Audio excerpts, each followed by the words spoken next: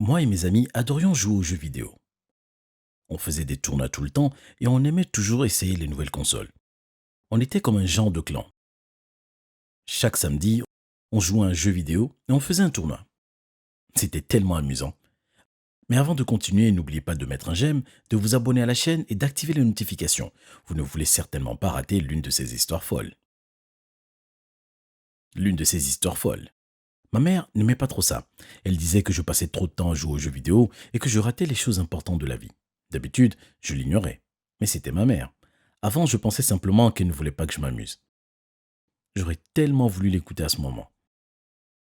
Moi et mes amis jouions à toutes sortes de jeux. Des jeux de tir, GTA, Kingdom Games, Battle Royale. Vous avez deviné, on y a joué. On était assez connus dans notre école pour être des geeks, mais on s'en foutait. C'était tellement amusant. Parfois, pendant les soirées pyjama, moi et mes amis jouions aux jeux vidéo toute la nuit. On ne dormait pas de toute la nuit. On était comme des vampires fous des jeux vidéo. Je vois maintenant que c'était une très mauvaise idée et c'est aussi mauvais pour notre horloge biologique. Mais avant, je pensais qu'on était des rebelles. Beaucoup de fois à l'école, je m'endormais pendant les cours. Parfois, quand j'étais en cours, mes doigts commençaient à prendre ma trousse et à faire comme si c'était une manette avec des boutons et un joystick. Mes amis se moquaient toujours quand ils me voyaient faire ça. La chose est que je ne savais même pas que je faisais ça. J'avais tellement l'habitude de ces mouvements que mes doigts le faisaient tout seuls. Mes doigts étaient si abîmés et j'avais même parfois des ampoules, surtout sur mes pouces. Si vous n'auriez vu au cours, nul doute que j'avais des pansements à cause des ampoules percées. Je vous ai dit que j'étais un fou de jeux vidéo. C'était ma première année au lycée. Moi et mes amis avions économisé notre argent de poche pour acheter ensemble les nouveaux jeux. J'étais sur internet un jour et une pub de nouveaux jeux VR est apparue. Il avait l'air si cool. Ça s'appelait Clashing Castle. Et pour faire simple, tu avais ton propre royaume que tu devais améliorer et essayer de protéger des autres royaumes. J'ai appelé mes amis et je leur en ai parlé. Ils étaient immédiatement de la partie. On a décidé tout simplement de l'acheter. On était donc allé sur internet pour l'acheter. Quelques jours plus tard, il est arrivé chez moi dans un grand carton. Moi et mes amis adorions y jouer et on a gardé les casques VR chez moi car j'avais la plus grande chambre d'entre nous. C'était génial. On pouvait y jouer ensemble car il y avait plusieurs casques. Le jeu se composait de plusieurs défis. On se combattait l'un contre l'autre dans des batailles et puis on avait aussi des discussions diplomatiques. C'était trop cool. Vu que c'était une réalité virtuelle, on pouvait voir nos personnages que le jeu nous avait attribués à travers le casque VR. On portait des habits médiévaux et c'était tellement amusant. Mon personnage était ce roi appelé Maximus. Il avait une longue barbe blanche et une armure de métal. J'ai appelé mon royaume le meilleur royaume. Trop bien, hein?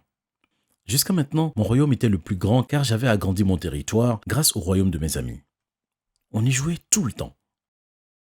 Mes amis venaient chez moi tous les jours après les cours et on jouait jusqu'au moment qu'ils ne rentrent chez eux. Mais inévitablement, alors qu'on jouait de plus en plus, je passais de moins en moins de temps à faire autre chose, comme passer du temps avec ma famille ou faire mes devoirs et même sortir. En même temps, mes notes ont chuté. Mais le jeu VR était tellement amusant que je ne m'en souciais pas. Mais ma mère s'inquiétait. Elle m'a dit que si je n'arrêtais pas de jouer pour me concentrer sur mes études, alors elle me confisquerait le jeu VR. Je me suis plaint. Mais pourquoi? Pourquoi tu ne veux pas que je m'amuse? Ce jeu te bouffe toute ton énergie, a-t-elle dit. Rien que l'autre jour, tu as oublié que c'était l'anniversaire de ta sœur. J'ai froncé les sourcils. Ah oui, j'avais oublié l'anniversaire de ma sœur. Mais je ne voulais quand même pas m'arrêter de jouer. C'était tellement amusant. J'ai demandé à mon père de lui en parler. Et il m'a dit que je pouvais toujours y jouer. Laisse notre fils profiter de son adolescence, a-t-il dit. Ma mère était furieuse. Mais elle ne voulait pas commencer à se disputer avec mon père. Alors elle a cédé. Et j'avais de nouveau mon jeu VR pour jouer. Mes amis m'ont demandé s'ils pouvaient venir le week-end pour jouer. Ils sont donc venus le samedi et on a commencé à jouer dès le matin. Quand j'ai ouvert Clashing Castle, on a vu qu'une nouvelle mise à jour était disponible. Je me suis souvenu avoir pensé que c'était bizarre. Le jeu ne fait normalement pas de mise à jour et on l'avait déjà depuis un an. Mais la description semblait amusante. Ça s'appelait le mode ultime et ça disait que tu pouvais maintenant tuer d'autres personnages du jeu. On pouvait avoir des armes et d'autres appareils cool et on était très excités. On est entré dans le jeu et on a commencé à jouer. J'étais si bon, j'ai détruit les royaumes les uns après les autres en battant les personnages de mes amis. On était tous dans la même pièce, on pouvait donc s'entendre clairement. Mais je me suis souvenu avoir pensé que c'était devenu calme. Je n'avais pas entendu mes amis parler depuis un moment, surtout ceux que j'avais battus. Il y avait un grand silence alors qu'on était 7 dans la pièce, mais je ne me suis pas concentré dessus tant que j'étais dans le jeu VR. Avec le recul, j'aurais aimé y prêter attention, car ce qui est arrivé ensuite m'a horrifié. Finalement, j'ai battu mon dernier ami et j'ai réussi à l'achever. J'avais gagné, j'ai sauté de joie, en rigolant en voyant s'afficher en face de moi les félicitations que je méritais. J'ai enlevé mon casque VR prêt à faire la fête, mais j'ai eu le souffle coupé. Tous mes amis avaient disparu. La pièce était entièrement vide. C'était comme si c'était évaporé dans les airs. J'ai regardé partout perplexe. Où sont-ils passés? Ce n'était pas leur genre de m'abandonner comme ça, sans dire un mot. Peut-être qu'ils étaient descendus. Je les ai cherchés partout. Ils n'étaient pas dans la cuisine, ils n'étaient pas dans le salon. Ils semblaient avoir disparu. Finalement, j'ai demandé à ma mère si elle les avait vus, mais elle a dit que non. J'ai regardé dans toute la maison. J'ai vérifié le sous-sol, personne. J'ai vérifié le garage, personne. J'ai vérifié le grenier, mais il était fermé à clé. J'ai décidé de leur envoyer un texto, mais ils n'ont pas lu les messages. Ils avaient disparu de la surface de la Terre. Je me suis dit que c'était une blague, mais ce n'était pas dans leur habitude de faire ça. Finalement, sans savoir quoi faire ensuite, je suis retourné au jeu, en espérant y avoir des réponses, et j'ai été choqué d'y voir un nouveau message. Curieux, j'ai cliqué sur le casque VR sur ma tête et le message disait « Félicitations, vous avez gagné, mais à un prix. Vos amis sont maintenant coincés dans le jeu. Vous avez battu leur personnage et maintenant leur âme appartient à Clashing Castle. Profitez de votre victoire. » Je n'en croyais pas mes yeux. Mes amis étaient bloqués dans le jeu. Je les avais tués. Je me sentais coupable. C'était de ma faute. Mes amis avaient disparu à cause de moi. J'ai couru vers ma mère en la suppliant de m'aider. Et on les a cherchés de nouveau, mais ça semblait être vrai. Le jeu VR avait pris mes amis. Je me suis effondré en pleurant. Tout est de ma faute. Ma mère m'a consolé en me tapant dans le dos. Ça va aller, ne t'inquiète pas, on va les retrouver. Non, ce n'est pas vrai. Clashing Castle les a pris. J'ai dit. Ma mère me regardait comme si j'étais fou. J'imagine que je l'étais. Je n'aurais jamais dû jouer à ce jeu. Ma mère a soupiré. Tu n'aimerais pas revenir en arrière maintenant? J'ai hoché la tête vigoureusement. Oui, les larmes coulaient sur mon visage. Si je le pouvais, je n'aurais jamais passé autant de temps à jouer à ce jeu. Ça a pris mes amis et mon énergie aussi. Ce n'était rien d'autre qu'un passe-temps. Elle a demandé. Tu veux toujours jouer aux jeux VR? Non, jamais, je ne veux plus jouer à des jeux vidéo. Ma mère a souri, puis elle a levé la tête et elle a dit « C'est bon, vous pouvez descendre maintenant. » Puis, comme par magie, mes amis sont venus en courant dans la pièce. Ils se moquaient de moi en me pointant du doigt, mais tout ce que je pouvais faire était de les regarder les yeux grands ouverts. Je ne savais pas ce qui se passait. Mais, j'ai dit, mais le jeu a pris vos âmes. Ma mère a dit en rigolant, mais non, c'est moi. Je devais avoir l'air perdu. Elle m'a alors tout expliqué. Ma mère avait embauché mes amis pour me donner une leçon. D'abord, elle avait installé une fausse mise à jour dans Clashing Clashes qui te donnait la possibilité de tuer tes amis. Puis à chaque fois que je tuais un de leurs personnages, ils sortaient en silence de la pièce pour aller dans le grenier. Une fois que j'avais tué le dernier personnage, je ne l'avais pas encore réalisé, mais la pièce était déjà vide. Quand j'ai demandé à ma mère où étaient mes amis, elle a été forcée de me mentir pour que j'apprenne la leçon. Pendant ce temps, mes amis étaient cachés dans le grenier, en attendant que j'apprenne que le jeu VR ne devrait pas bouffer ma vie.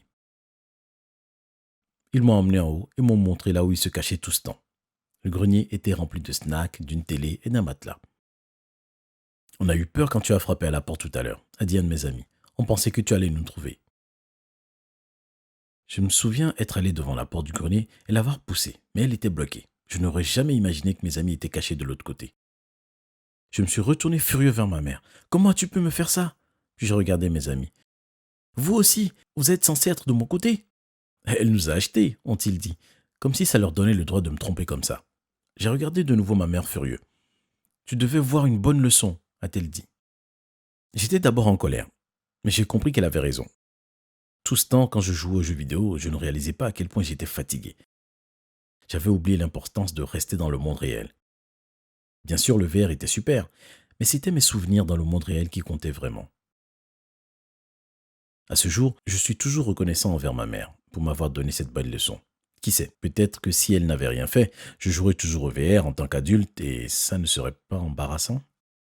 Maintenant, je ne me suis pas arrêté de jouer pour autant. Je me suis donné une limite, par exemple en ne jouant qu'une heure par jour, et le week-end un maximum de 3 heures. Ça peut sembler beaucoup pour vous, mais avant, je jouais jusque 10 heures par jour. 10 heures. Ce n'est pas choquant? J'ai appris que c'est normal d'avoir des passe-temps et des centres d'intérêt. Mais c'est aussi important d'être modéré. Une fois que j'ai commencé à faire comme ça, j'ai compris que j'aimais passer du temps avec ma famille. On allait au zoo et même à la plage. En fait, j'ai même rejoint l'équipe de foot. Et ça me plaît toujours autant aujourd'hui. À vrai dire, je n'ai pas joué à un jeu vidéo depuis au moins 2 semaines. Waouh! Je suis définie par mon intelligence. Les gens m'appelaient l'intello avant même d'apprendre mon nom. Sandy. À cause de ça, j'ai toujours été envoyée dans les classes pour élèves surdoués. Mais même ces cours-là étaient trop simples pour moi. En CM1, j'étudiais déjà les sciences et l'ingénierie à un niveau universitaire. Fastoche. Mais avant de continuer, mettez un pouce bleu sur cette vidéo et abonnez-vous à cette chaîne. J'ai entendu dire que si vous le faisiez, vous deviendrez très intelligent et réussirez tous vos examens haut la main. Quand j'avais 15 ans, mes parents se sont rendus compte que je n'étais pas assez stimulée. Alors ils m'ont désinscrite de mon ancienne école et m'ont envoyée dans une école pour élèves surdoués. Je m'y sentais plus à l'aise parce que je rencontrais enfin des élèves de mon niveau. Ils n'étaient pas des lycéens ordinaires. Tout le monde débattait sur des idées, des inventions et des pensées philosophiques. J'étais ravie. Mes camarades de classe étaient très intéressants. Il y en avait certains qui sortaient vraiment du lot. Il y avait Jenna, qui était déjà interne à la Smithsonian Institution, et Kristen, qui jouait de 12 instruments. Gary avait déjà créé son propre sous-marin, et Kenya vivait dans une maison intelligente qu'elle avait programmée elle-même. Enfin, il y avait Calvin, qui était le chouchou de tous les professeurs. Mais je ne savais pas vraiment pourquoi il était là. Il était tellement imbu de lui-même et ne faisait que se vanter. Je le détestais. Je suis très vite devenue amie avec Kenya parce que je m'intéressais aussi à la programmation et je voulais découvrir ce qu'elle avait fait dans sa maison. Elle était vraiment cool. En fait, toute l'école était cool, mais il y avait un problème majeur. Cette école était principalement axée sur les études. Et il ne semblait pas y avoir de place ni de moments consacrés à l'amusement. Il n'y avait aucun club, ni aucune activité extrascolaire dont nous pouvions profiter. Pas de natation, pas de tennis, pas de club de robotique, rien. Il n'y en avait que pour l'apprentissage et les études. Un jour, notre professeur de maths était en retard, alors j'ai décidé de faire une réunion de classe. Bref, j'ai demandé à tout le monde de se regrouper à l'avant de la classe et j'ai dit « Dites les gars, vous ne trouvez pas que cet endroit est super ennuyeux parfois ?» Oui, ont-ils tous crié. Eh bien, j'ai une idée. Nous devrions créer des clubs. Nous pourrions commencer avec un, puis en créer d'autres. Nous pouvons aussi demander aux autres élèves de l'école de nous rejoindre. Ai-je dit. Tu viens d'arriver et tu essayes de changer notre école? Je suis déjà là. De quoi d'autre a besoin cette école? Quel est ton problème? Et puis, quel type de club? A dit Calvin. Je me demandais pourquoi il devait se montrer si détestable et odieux.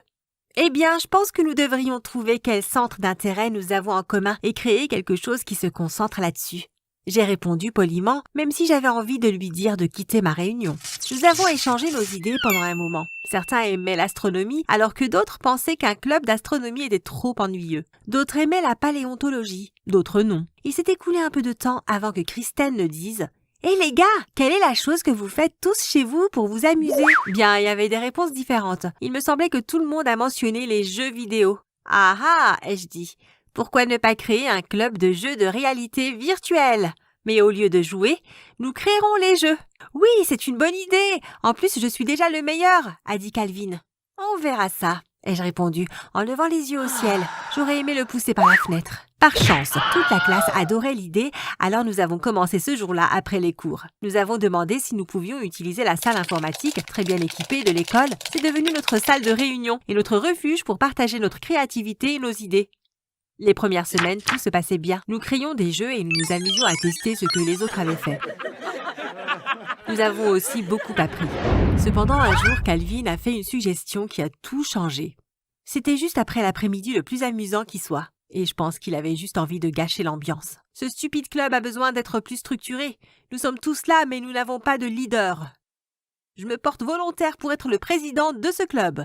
Je suis la personne la plus talentueuse et la plus extraordinaire du club de toute façon, a-t-il fièrement dit. Pourquoi? Nous sommes très bien comme ça, s'est exclamé Kenya. Mais comment une personne extérieure va nous prendre au sérieux si nous n'avons pas de structure convenable? Bref, qui accepte que je sois le leader? A demandé Calvin. La moitié des membres du club a levé la main, alors que l'autre moitié avait l'air contrariée et perdue. Je pense que Sandy devait être la leader. C'est grâce à elle que nous avons ce club. Qui accepte que Sandy soit la leader? A dit Kenya. L'autre moitié a levé la main. Bon, d'accord, j'ai une idée. Comme nous semblons être divisés, Calvin et Sandy vont travailler sur un nouveau jeu de réalité virtuelle. Nous testerons tous le jeu à la fin du mois et la personne ayant créé le meilleur jeu remporte le titre de leader. A continué Kenya. Tout le monde a acquiescé et j'ai souri diaboliquement. Je vais faire regretter à Calvin qu'il soit né, me suis-je dit. Quand je suis rentrée à la maison ce soir-là, je me suis tout de suite mise au travail. Je n'avais jamais été quelqu'un de méchant. Et je ne sais pas ce qu'il m'a pris, mais je ne pouvais pas m'en empêcher. Je n'allais pas créer un jeu ordinaire. J'allais créer quelque chose qui lui ferait complètement perdre la tête. J'ai élaboré mon plan et fait une liste des choses dont j'aurais besoin. J'avais déjà lu beaucoup de livres de psychologie et je savais parfaitement comment provoquer les gens pour qu'ils deviennent fous. J'en ai appris plus sur Calvin. Et ce qui le rendait heureux ou triste, l'énervait ou lui faisait peur. Ce qui l'agaçait le plus était de ne pas gagner. Et j'allais utiliser ça contre lui. J'ai fait en sorte que le jeu lui résiste totalement. Le but était qu'il continue de jouer parce qu'il n'arrêtait pas de perdre. Et à chaque fois qu'il jouerait, il perdrait un petit peu plus la tête. Après quelques semaines de dur labeur, j'avais enfin fini mon jeu. Les joueurs devraient entrer dans un monde virtuel construit comme un labyrinthe. Des événements traumatiques qui étaient propres à Calvin se trouvaient dans presque tous les coins. Il y avait des objets de peur, de colère et de frustration. C'était un chef-d'œuvre. Une œuvre d'art. Pour une personne quelconque, ce serait très amusant. Mais en ce qui concernait Calvin, j'étais certaine que ça allait lui faire du mal. Il se mettrait en colère, serait silencieux et enfin serait cliniquement dément. Le jour de la compétition est enfin arrivé. Tout le monde a testé mon jeu et l'a adoré. Ils ont tous réussi à aller au bout du labyrinthe facilement. Le problème était qu'ils adoraient aussi le jeu de Calvin. Au final, nous avons dû tester les jeux l'un de l'autre. Enfin, mon plan serait mis à exécution. « Toi d'abord », a dit Calvin. « D'accord », ai-je répondu en plaçant le casque devant mes yeux, commençant son jeu. Il fallait tirer sur quelques mignonnes créatures en peluche pour finir par se battre avec le chef à la fin. Ce n'était pas mauvais. Mais ce n'était pas non plus une expérience palpitante. C'était tellement cliché. Bel effort, ai-je dit en souriant à Calvin. Maintenant, c'est à ton tour de tester mon jeu. Il a mis le casque et mon cœur s'est mis à battre rapidement. Au début, il est resté calme. Puis son expression a changé. Il avait l'air terrifié pendant un moment.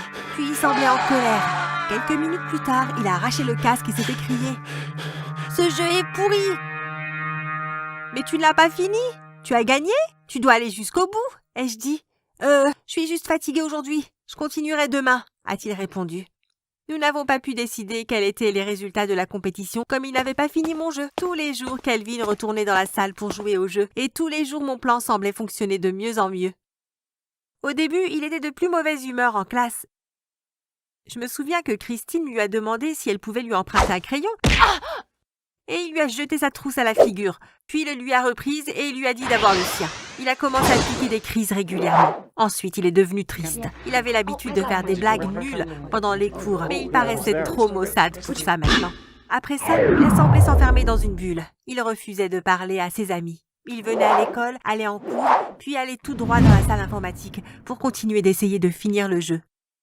Une partie de moi commençait à regretter que tout soit de ma faute. Mais ensuite, je me rappelais à quel point je détestais Calvin et ses pensées s'éloignaient. J'ai été frappée par la réalité quand j'ai vu les parents de Calvin dans le bureau du proviseur un matin. Je me tenais près de la porte en faisant semblant de chercher quelque chose dans mon sac, alors qu'en fait, j'écoutais leur conversation. Je ne sais pas ce qui se passe avec notre fils. Un jour, il était normal et le lendemain, il est rentré de l'école énervé. Après ça, il n'a plus jamais été le même. Il est devenu très triste et maintenant, il parle à peine. Je l'ai entendu crier dans son sommeil la nuit dernière et quand je suis allée lui demander ce qui n'allait pas, il m'a dit qu'il voyait des animaux sauvages menaçants dans toute sa chambre. J'ai allumé la lumière et il a continué de crier. Nous avons très peur et nous pensons que tout ça a quelque chose à voir avec votre école, disait sa mère.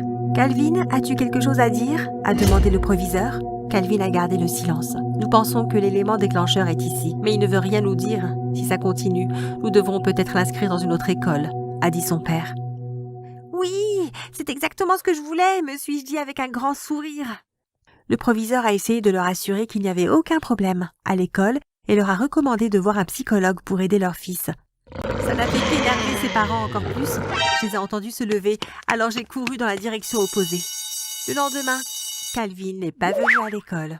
Je me suis dit qu'il avait fait une autre crise et que ses parents avaient décidé de le garder à la maison ou de le transférer dans une autre école. Parfait, me suis-je dit, jusqu'à samedi. Tout allait bien chez Calvin avant qu'il ne commence à jouer à ton jeu, a dit Kristen, alors que nous étions tous assis dans la salle informatique un après-midi. C'est vrai, a ajouté Kenya. Ne soyez pas ridicule. Comment un jeu pourrait faire perdre la tête à quelqu'un? Ai-je dit en riant. Il continuait de me regarder d'un air méfiant. Plus tard cette semaine, j'ai vu 2 policiers dans le bureau du proviseur. Alors j'ai utilisé ma technique habituelle pour écouter. Nous avons décidé d'ouvrir une enquête dans cette école. Certains élèves nous ont contactés pour nous dire qu'ils pensent qu'un de vos élèves, Calvin, a été profondément affecté par un jeu de réalité virtuelle créé par un autre élève.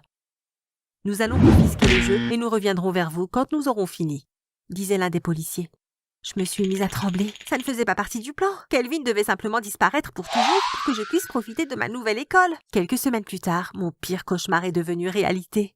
Mes parents ont été convoqués à un rendez-vous avec le proviseur et quelques policiers très haut gradés. Ils avaient fini leur enquête et j'étais reconnue coupable d'avoir tenté de causer de graves blessures psychologiques sur autrui. Ils m'ont demandé de réfléchir à mes actes et au fait que Calvin ne serait plus jamais la même personne. J'ai été menottée et emmenée au poste de police. Là-bas, nous avons eu un autre entretien. Apparemment, ils ont décidé que j'étais trop jeune pour aller en prison. Mais je ne serais pas non plus envoyée au centre de détention pour mineurs. J'allais être envoyée dans un complexe gouvernemental dans un pays étranger. Ils ont décidé que même si mon jeu de réalité virtuelle était perfide, j'étais une génie qui pouvait être utile à la nation à l'avenir.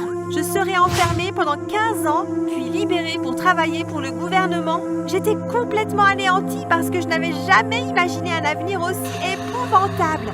Je voulais être libre et heureuse, mais au lieu de ça, je serais envoyée très loin de ma famille, de mes amis et de tout ce que j'aimais. Pour ne rien arranger, j'ai reçu une lettre de Kenya quelques mois plus tard.